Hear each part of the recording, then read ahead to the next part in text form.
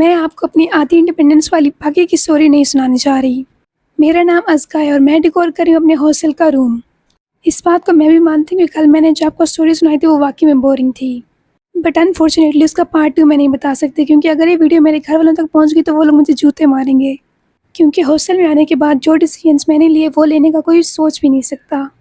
میرا آپ کو یہ اسٹوری سنانے کا مقصد صرف یہی تھا کہ جب آپ اپنے بچے کو ہاسٹل میں بھیجتے ہو تو اس کی پوری کی پوری لائف چینج ہو جاتی ہے۔ آپ چاہے اپنے بچوں کو دن میں جتنی مرضی کال کر لیں یا ان کے پیچھے جتنے مرضی جاسوس لگا لیں، لیکن اگر وہ کوئی بات آپ سے چھپانا چاہتے ہیں تو آرام سے چھپا سکتے ہیں۔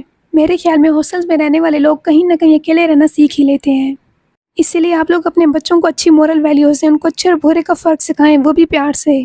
آپ اپنے بچوں کی زندگی کو کنٹرول نہیں کر سکتے، اور اگر آپ کو لگتا ہے کہ آپ کنٹرول کر سکتے ہیں تو یہ آپ کی بھول ہے۔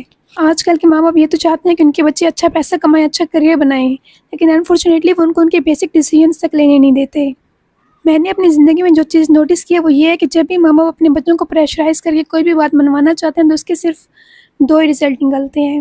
نمبر 1 تو یہ کہ اگر تو آپ کا بچہ آپ کی بات مان لیتا ہے، آپ کے غلط فیصلے مان لیتا ہے، تو یا تو وہ روبوٹ بن جاتا ہے، مطلب جس کی اپنی کوئی خواہشات نہیں ہے، اپنی کوئی زندگی نہیں ہے، اور نمبر 2 پہ بچے باغی ہو جاتے ہیں، اپنے ماں باپ کے خلاف کھڑے ہو جاتے ہیں، اور پھر ان کے ماں باپ کے ریلیشن شپ خراب ہو جاتے ہیں۔ آج تک میں نے ان دونوں کے درمیان والے راستے پہ چلتے ہوئے کسی کو نہیں دیکھا۔ خیر، تو اب کام کی طرف واپس آتے ہیں، بھاشن بہت ہو گئے۔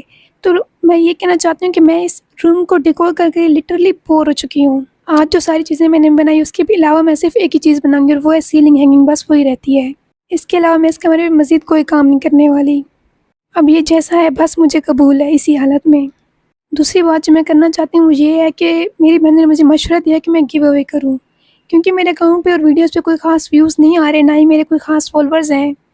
اگر گیو اوے کروں گی بھی صحیح تو میں کوئی ڈیکور کی چیز ہی بناؤں گی، بٹ پرابلم یہ ہے کہ مجھے یہ بھی نہیں پتہ کہ گیو اوے کیا کیسے جاتا ہے، مطلب کیا رولز ہوتے ہیں۔ آپ سب کو تو آپ ہر چیز نہیں دے سکتے ہو نا، کوئی 1 یا 2 لوگ ہی چوز کرتے ہو۔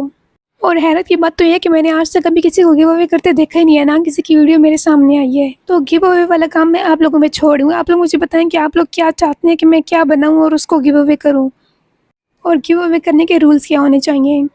یہ جو میں سیلنگ ہینگنگ بنا رہی ہوں یہ میرا لاسٹ پیس ہے، اور اس کو بناتے ہوئے میں اتنی زیادہ تھک چکی تھی کہ اس کو کمپلیٹ کرنے کی میرے اندر بالکل بھی ہمت نہیں تھی، ایون کہ میری آواز تک اس وقت نہیں نکل رہی۔ اور دوسرے جس کو میں تھینکس کرنا چاہتی ہوں وہ ہے سونی ہیر۔ سونی ہیر کے نام سے اس کا اکاؤنٹ ہے۔ یہ بندی میری ہر ویڈیو کے نیچے آ کے کمنٹ کرتی ہے، لٹرلی یار آئی لو یو۔ آپ لوگوں کی یہی سپورٹ دیکھ کے میرا کانفیڈنس بہت زیادہ بوسٹ ہو چکا ہے۔ پہلے میں بہت سوچ سمجھ کے بولا کرتی ہوں، اور اب میرے منہ میں جو آتا ہے میں بولتی جاتی ہوں بغیر کچھ سوچے سمجھے کہ اس کا کیا رزلٹ نکلے گا یا نہیں۔ اور اینڈ پہ کام کرنے کے بعد میرے کمرے کی ہوئی بھی حالت۔